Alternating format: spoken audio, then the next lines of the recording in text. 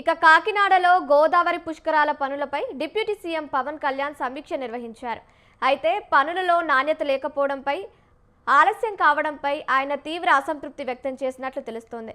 ప్రస్తుతం అక్కడ పనులు ఏ దశలో ఉన్నాయి, అధికార యంత్రాంగం దీనిపై ఎలాంటి చర్యలు తీసుకోబోతుంది అనే దానిపై మరిన్ని అప్డేట్స్ మా ప్రతినిధి నవీన్ రాజ్ లైవ్ ద్వారా అందిస్తారు. చెప్పండి నవీన్ రాజ్. Good morning Kavya. ఏదైతే 12 సంవత్సరాలకు ఒకసారి వచ్చే గోదావరి పుష్కరాలు 2007 జనవరి జూన్ 26 నుంచి అయితే కనుక జూలై 7వ తారీఖు వరకు ఈ గోదావరి పుష్కరాలు నిర్వహించాలని ఇప్పటికే పండితులు అయితే కనుక డేట్ ని అయితే ఖరారు చేశారు. దీనికి సంబంధించి కూడా ఇంకా రాష్ట్ర ప్రభుత్వం అధికారికంగా ఈ గోదావరి పుష్కరాల తేదీని అయితే ప్రకటించాల్సి ఉంది.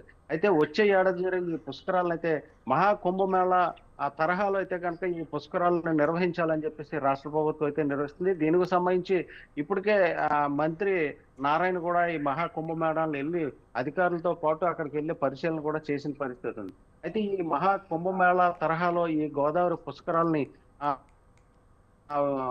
చాలా వైభవంగా చాలా ఆధ్యాత్మికంగా నిర్వహించాలనే ఉద్దేశంతో అయితే కనుక రాష్ట్ర ప్రభుత్వం ఇప్పటికే కొన్ని ప్రతిపాదనలు కూడా సిద్ధం చేసింది. అంటే ఈ 6 జిల్లాలకు సంబంధించి ఈ గోదావరి పుష్కరాలు అయితే కనుక ఈ 6 జిల్లాల్లో అయితే నిర్వహిస్తారు. ఈ 6 జిల్లాలకు సంబంధించి కూడా ఏదైతే ఆధ్యాత్మికంగా ఉన్న ప్రాంతాలని నవనీకరణ చేయడంతో పాటు గోదావరి పుష్కరాలకు సంబంధించిన ఈ ఘాట్లను కూడా శుభ్రం చేయడం, అలాగే కొత్త ఘాట్లను కూడా ఏర్పాటు చేయడం, ఇలా అనేక కార్యక్రమాలు అయితే రోడ్లు అలాగే ప్రజలకు సంబంధించి అంటే సుమారు 10 కోట్ల మంది ఈ గోదావరి పుష్కరాలకైతే కనుక అటెండ్ అయ్యే అవకాశం ఉందన్న నేపథ్యంలో రాష్ట్ర ప్రభుత్వం అయితే కనుక ప్రత్యేకమైన వసతులు సదుపాయాలతో పాటు అక్కడ గోదావరి పుష్కరాల్ని చాలా కాలుష్య రహితంగా నిర్వహించాలి, ప్లాస్టిక్ రహిత పుష్కరాలుగా నిర్వహించి దేశవ్యాప్తంగా కూడా ఈ మంచి ఆదరణ వచ్చేలాగా మంచి పేరు వచ్చేలాగా రాష్ట్ర ప్రభుత్వం అయితే కనుక ఇప్పటికే ప్లాన్ అయితే చేసింది.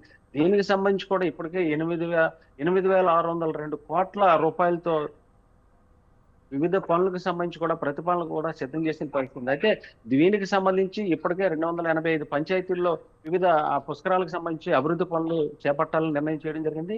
మరోవైపు చూస్తే కనుక ఇటు గోదావరి పుష్కరాలు ప్రధానంగా రాజమహేంద్రవరం కేంద్రంగా అయితే కనుక చాలా లక్షలాది మంది తరలి వచ్చే అవకాశం అయితే ఉంది. ఈ నేపథ్యంలో ఇప్పటికే పవన్ కళ్యాణ్ డిప్యూటీ సీఎం పవన్ కళ్యాణ్ అయితే కనుక గోదావరి పుష్కరాల ఏర్పాట్లకు సంబంధించి నిన్నైతే కనుక రాజమండ్రిలో ఈ పుష్కర ఘాట్ నుంచి కోట్లింగాల రేవు వరకు బోట్లో ప్రయాణించి అక్కడ ఉన్న జరుగుతున్న పనులు వివిధ అభివృద్ధి పనులతో పాటు ఘాట్లలో ఉన్న పరిస్థితిని అలాగే గోదావరి కలుషితం అవుతున్న పరిస్థితిని కూడా ఆయన అయితే స్వయంగా పరిశీలించిన పరిస్థితి. ఇప్పటికే 8,602 కోట్ల రూపాయలతో వివిధ పనులు ప్రతిపాదనలకు సిద్ధం చేసినప్పటికీ ఇప్పటికీ కూడా ఏ విధమైన పనులు ఒక ప్రణాళికాబద్ధంగా అయితే లేవు.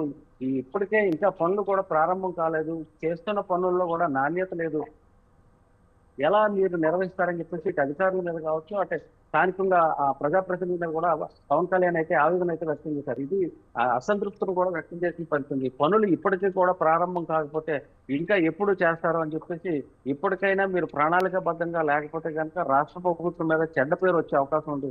కాబట్టి వెంటనే ఈ పనులు అయితే కనుక పూర్తి చేయాలని చెప్పి ఆదేశాలు ఇవ్వడం జరిగింది. అంటే ఉదయం నుంచి కూడా ఆయన ఈ ఘాట్ల పరిశీలన అనంతరం కూడా జిల్లా యంత్రాంగంతో కూడా ఆయన సమీక్ష జరిపి గోదావరికి సంబంధించి ప్రభుత్వం గోదావరి పుష్కరాలకు సంబంధించి ప్రభుత్వం ఏ విధంగా సన్నద్ధం అవుతుంది, దీనికి సంబంధించి వెంటనే ప్రతిపాదన చేయండి. మరోవైపు చూస్తే కనుక కాలుష్య నియంత్రణకు సంబంధించి కూడా నల్ల ఛానల్ ఉంది, ఆ ఛానల్ కూడా ఎప్పటికప్పుడు దాన్ని క్లియర్ చేసే విధంగా ఏ విధమైన కాలుష్యం పరంగా ప్రజలు ఇబ్బంది పడకుండా చూడాలని చెప్పేసి ఆయన ఆదేశాలు జారీ చేసిన పరిస్థితి ఉంది. Kavya, thank you Naveen Raj, thank you for the updates.